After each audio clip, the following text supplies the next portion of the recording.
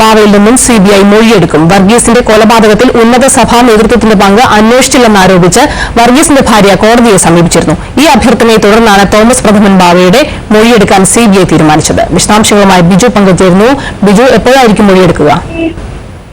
Shalini, Thomas പ്രഥമൻ ബാവയിൽ നിന്ന് മൊഴിയെടുക്കാൻ ഈ case അന്വേഷിക്കുന്ന സിബിഐ സംഘം ഒരു ശ്രമം നടത്തിയിരുന്നു കഴിഞ്ഞ ദിവസങ്ങളിൽ.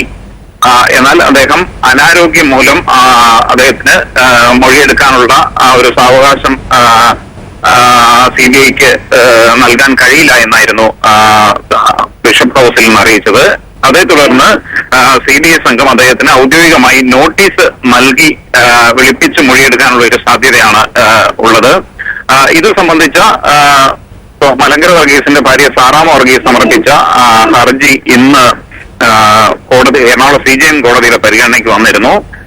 ഇത് ഭാവിയുടെ മൊഴിയെടുക്കാനുള്ള ശ്രമം നടത്തിയതായി CBI സംഘം കോടതി അറിയിക്കുകയും ചെയ്തു.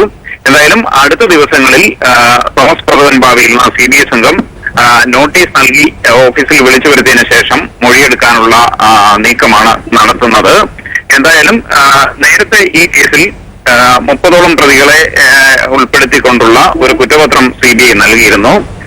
അതിനുശേഷമാണ് ഈ കേസിൽ ഉന്നത സഭാ നേതൃത്വത്തിന്റെ പങ്ക് അന്വേഷിച്ചില്ല എന്നാരോപിച്ച് മലങ്കര വർഗീസിന്റെ ഭാര്യ Saramma Varghese Ernakulam chief judicial magistrate കോടതിയെ സമീപിച്ചത്. ബിജു